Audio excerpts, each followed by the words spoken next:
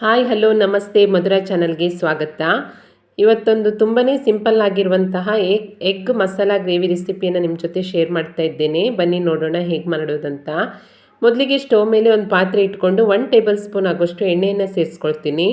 ನಂತರ ಇದಕ್ಕೆ 1/4 table spoon ಅರಿಶಿಣ, 1/4 ಟೇಬಲ್ ಸ್ಪೂನ್ ಖಾರದ ಪುಡಿ ಹಾಗೆ 1/4 ಟೇಬಲ್ ಸ್ಪೂನ್ ಉಪ್ಪನ್ನು ಸೇರಿಸ್ಬಿಟ್ಟು ಒಮ್ಮೆ ಚೆನ್ನಾಗಿ ಮಿಕ್ಸ್ ಮಾಡಿ ಇದಕ್ಕೆ ಒಂದು ಬೇಯಿಸಿ ಸಿಪ್ಪೆ ತೆಗೆದಿಟ್ಕೊಂಡಿರುವಂತಹ 5 ಮೊಟ್ಟೆಯನ್ನು ಸೇರಿಸ್ಬಿಟ್ಟು 1-2 ನಿಮಿಷ ಫ್ರೈ ಮಾಡ್ಕೊಳ್ತೀನಿ. ಈ ರೀತಿಯಾಗಿ ಫ್ರೈ ಮಾಡೋದ್ರಿಂದ ಮೊಟ್ಟೆಯ ಹೊರ ಲೇಯರ್ ಗಟ್ಟಿಯಾಗುತ್ತೆ, ತಿನ್ನೋಕ್ಕೆ ತುಂಬಾ ರುಚಿಯಾಗಿರುತ್ತೆ. ನೋಡಿ ಇವಾಗ ಫ್ರೈ ಆಗಿದೆ, ಇದನ್ನು ಪ್ಲೇಟಿಗೆ ಎತ್ಕೊಳ್ತಾ ಇದ್ದೇನೆ. ನಂತರ ಅದೇ ಪಾತ್ರೆಗೆ ಒಂದು 3 ಟೇಬಲ್ ಸ್ಪೂನ್ ಆಗುವಷ್ಟು ಎಣ್ಣೆಯನ್ನು ಸೇರಿಸ್ಬಿಟ್ಟು ಎಣ್ಣೆ ಚೆನ್ನಾಗಿ ಕಾದ ನಂತರ 1 ಟೇಬಲ್ ಸ್ಪೂನ್ ಆಗುವಷ್ಟು ಜೀರಿಗೆ ಹಾಗೆ ಚಿಕ್ಕದಾಗಿ ಹೆಚ್ಕೊಂಡಿರುವಂತಹ ಒಂದು ಈರುಳ್ಳಿಯನ್ನು ಸೇರಿಸ್ಬಿಟ್ಟು ಈರುಳ್ಳಿ ಸ್ವಲ್ಪ ಮೆತ್ತಗಾಗುವ ತನಕ ಇದನ್ನು ಫ್ರೈ ಮಾಡ್ಕೊಳ್ತೀನಿ.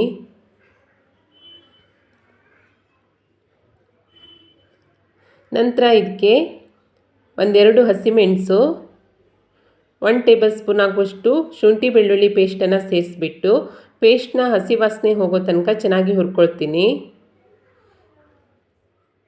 ಹುರ್ಕೊಂಡ ನಂತರ ಇದಕ್ಕೆ ಚಿಕ್ಕದಾಗಿ ಹೆಚ್ಕೊಂಡಿರುವಂತಹ 1 ಟೊಮೆಟೊವನ್ನು ಸೇರಿಸ್ಬಿಟ್ಟು ಮತ್ತೆ 1-2 ನಿಮಿಷ ಫ್ರೈ ಮಾಡ್ಕೊಳ್ತಾ ಇದ್ದೇನೆ.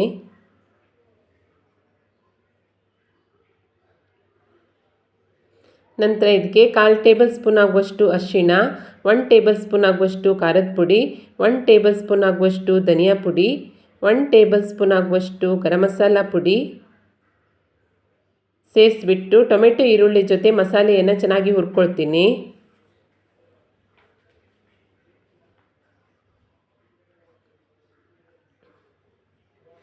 ನಂತರ ರುಚಿಗೆ ತಕ್ಕಷ್ಟು ಉಪ್ಪು ಹಾಗೆ 1/4 ಕಪ್ ಆಗುವಷ್ಟು ಹುಣಸೆ ಹಣ್ಣಿನ ರಸ, 1 ಕಪ್ ಆಗುವಷ್ಟು ನೀರನ್ನು ಸೇರಿಸ್ಬಿಟ್ಟು ಚೆನ್ನಾಗಿ ಮಿಕ್ಸ್ ಮಾಡ್ಕೊಳ್ತೀನಿ. ನಂತರ ಇದಕ್ಕೆ ಒಂದು ಲಿಡ್ಡನ್ನು ಮುಚ್ಚಿಬಿಟ್ಟು ಒಂದು 5 ನಿಮಿಷ ಚೆನ್ನಾಗಿ ಕುದಿಯೋ ತನಕ ಕುದಿಸ್ಕೊಳ್ತೀನಿ. ನೋಡಿ 5 ನಿಮಿಷದ ನಂತರ ಗ್ರೇವಿ ಚೆನ್ನಾಗಿ ಕುದಿ ಬರ್ತಾ ಇದೆ. ಇವಾಗ ಇದಕ್ಕೆ ನಾನು ಫ್ರೈ ಮಾಡಿ ಇಟ್ಕೊಂಡಿರುವಂತಹ ಮೊಟ್ಟೆಯನ್ನು ಸೇರಿಸ್ಕೊಳ್ತಾ ಇದ್ದೇನೆ. ನಂತರ ಚಿಕ್ಕದಾಗಿ ಹೆಚ್ಕೊಂಡಿರುವಂತಹ ಸ್ವಲ್ಪ ಕೊತ್ತಂಬರಿ ಸೊಪ್ಪನ್ನು ಸೇರಿಸ್ಬಿಟ್ಟು ಚೆನ್ನಾಗಿ ಮಿಕ್ಸ್ ಮಾಡಿ ನಂತರ ಪುನಃ ಲಿಡ್ಡನ್ನು ಮುಚ್ಚಿ 1-2 ನಿಮಿಷದ ಕಾಲ ಇದನ್ನು ಬೇಯಲಿಕ್ಕೆ ಬಿಡ್ತಾ ಇದ್ದೇನೆ.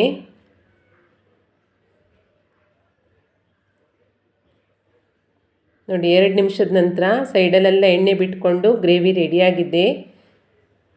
ರುಚಿಯಾದ ಮೊಟ್ಟೆ ಮಸಾಲ ಗ್ರೇವಿ ರೆಡಿಯಾಗಿದೆ.